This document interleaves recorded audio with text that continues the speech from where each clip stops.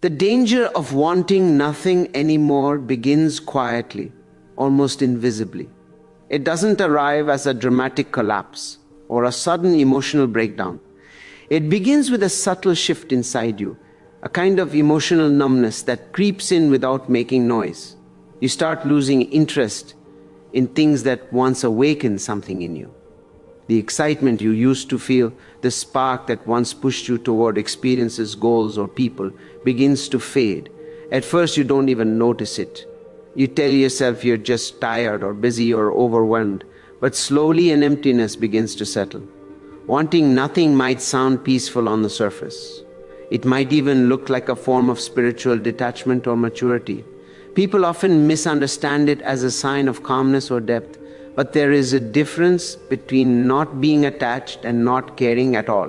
True detachment comes with awareness, clarity, and inner strength. But wanting nothing anymore comes from a place of exhaustion, depletion, and emotional withdrawal. It is not freedom, it is resignation disguised as calm. Every desire, whether small or big, creates movement in you. It pulls you toward life. Wanting something makes you participate in the world. It gives your days shape, rhythm, and direction. But when you want nothing anymore, everything stops. You stop chasing, you stop resisting, you stop dreaming. Your inner world goes quiet in a way that doesn't feel peaceful but empty. You stop feeling the highs because you've numbed yourself to avoid the lows. This state often emerges after too many disappointments, heartbreaks, failures, or betrayals. When you feel like every time you want something, it slips away or hurts you, your mind begins to shut down the mechanism of wanting altogether. It becomes a self-protective strategy. If I want nothing, nothing can hurt me. But this protection slowly becomes a cage with invisible walls that keep you alive but not living, breathing but not feeling. When you want nothing, you lose connection, not only with the world but with yourself. You lose the ability to feel excitement, curiosity, passion, and purpose. You start moving through your days like an observer of your own life, not a participant. Even small pleasures begin to lose their color. You become indifferent to things you once cared for, your ambitions, your relationships, your dreams, even your own growth. And the most dangerous part is that you begin to accept this numbness as the new normal. You stop questioning it, you stop resisting it. You let life shrink without realizing that something precious inside you is slowly fading, because wanting nothing isn't just about losing desire.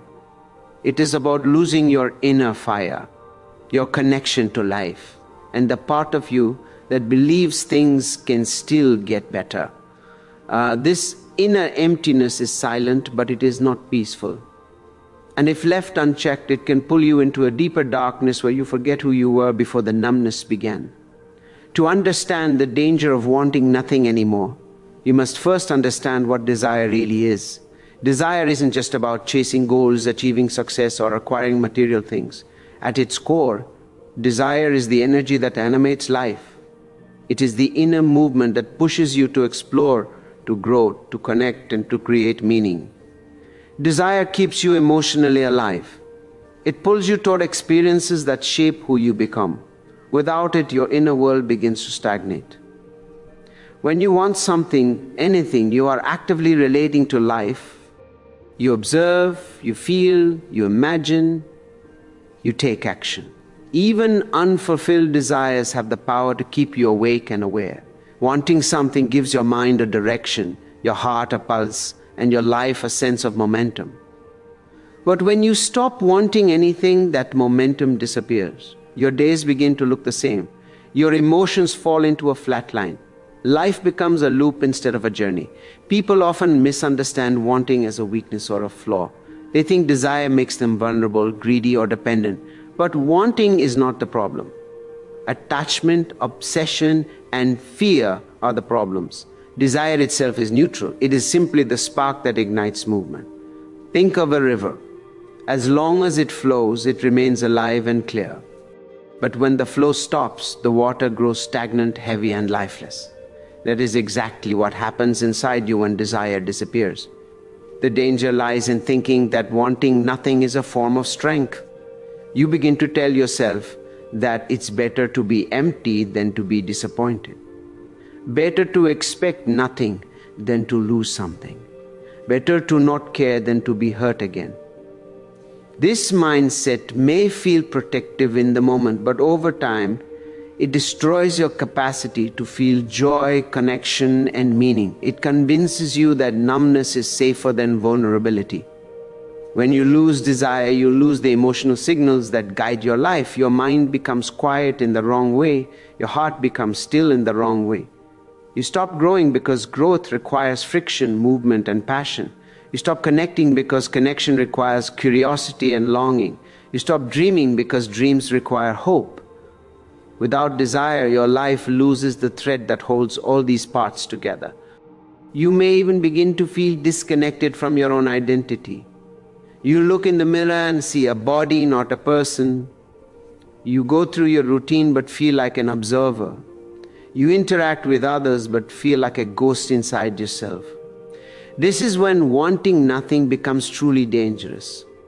When it starts to dissolve the edges of who you are, leaving you with a life that continues on the outside while you fade on the inside.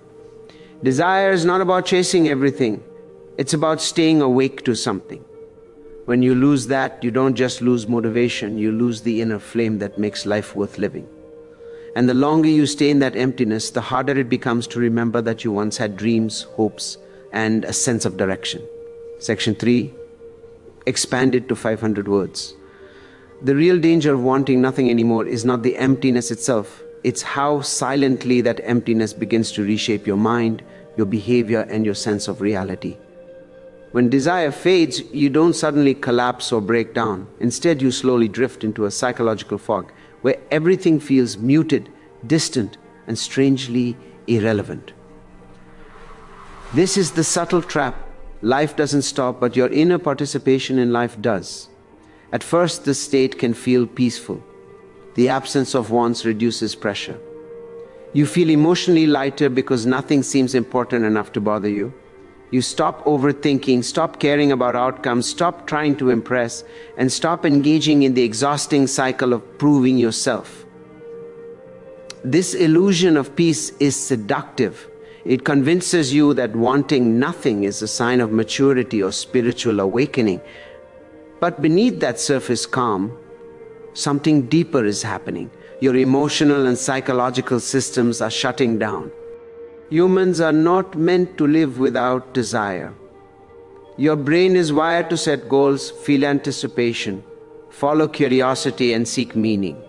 When these impulses disappear, your inner world begins to slow in unnatural ways.